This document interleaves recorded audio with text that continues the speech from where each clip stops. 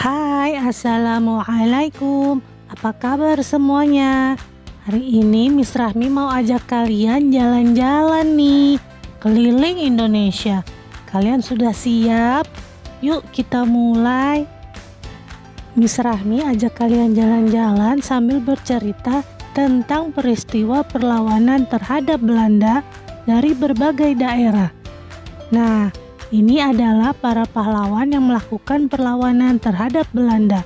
Ada yang kalian kenal tidak di antara mereka? Pertama, Miss Rahmi akan menceritakan tentang perjuangan Sultan Hasanuddin dari Makassar. Kita sekarang ada di sebuah pelabuhan nih, tapi pelabuhan di Makassar lebih ramai dari ini. Karena pelabuhan Makassar ramai, Belanda ingin menguasainya. Namun Sultan Hasanuddin tidak tinggal diam. Dia melakukan perlawanan terhadap Belanda. Namun Belanda melakukan politik adu domba yang membuat persatuan dan kesatuan di Makassar terpecah belah dan bisa dikuasai oleh pihak Belanda. Sekarang kita lagi ada di benteng nih. Benteng ini mengingatkan Miss Rahmi pada perjuangan Pangeran Antasari dari Kesultanan Banjar.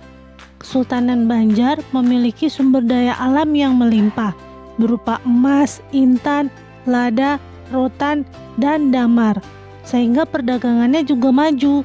Belanda ingin menguasai dan mencampuri urusan Kesultanan Banjar. Namun Pangeran Antasari tidak tinggal diam. Dia melakukan perlawanan terhadap Belanda. Sayangnya Pangeran Antasari akhirnya kalah dalam perang Banjar.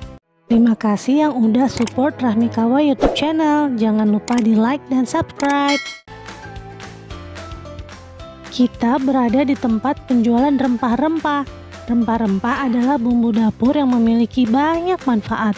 Selain untuk bumbu masakan, sebagai penyedap rasa, juga bisa untuk menghangatkan tubuh.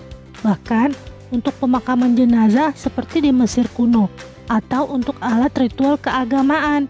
Zaman dulu sangat dicari oleh para bangsa Eropa.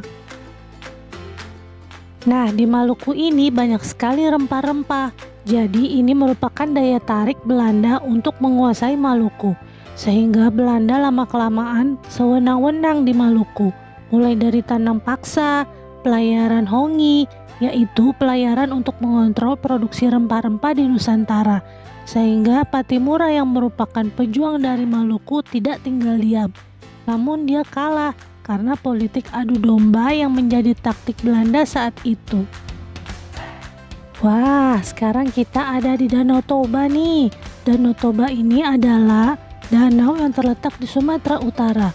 Sumatera Utara ini merupakan lokasi perjuangan Sisingamangaraja yang mempertahankan tanah leluhurnya dari penguasa Belanda.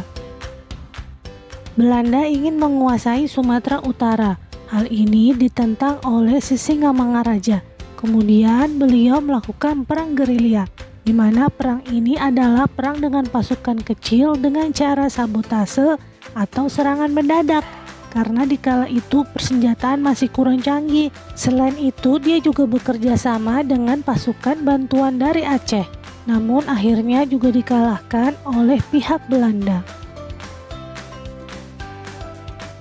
Ini adalah lukisan pelabuhan yang sangat ramai. Seperti inilah pelabuhan di Banten zaman dulu, disinggahi pedagang dan para saudagar. Belanda lagi-lagi ingin memonopoli perdagangan di Banten. Namun hal tersebut ditentang oleh Sultan Ageng Tirtayasa. Belanda menggunakan politik adu dombanya, sehingga mengalahkan Sultan Ageng Tirtayasa. Lihat, bagus ya pemandangan sawah di sini.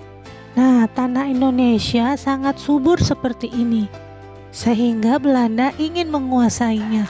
Pada saat dulu, Belanda dengan seenaknya mematok-matok tanah, seperti lahannya Pangeran Diponegoro yang diambil sewenang-wenang oleh pihak Belanda. Di Yogyakarta, Belanda mengeksploitasi sumber daya alam dan sumber daya manusia di sana. Namun Pangeran Diponegoro tidak tinggal diam dan melakukan perlawanan.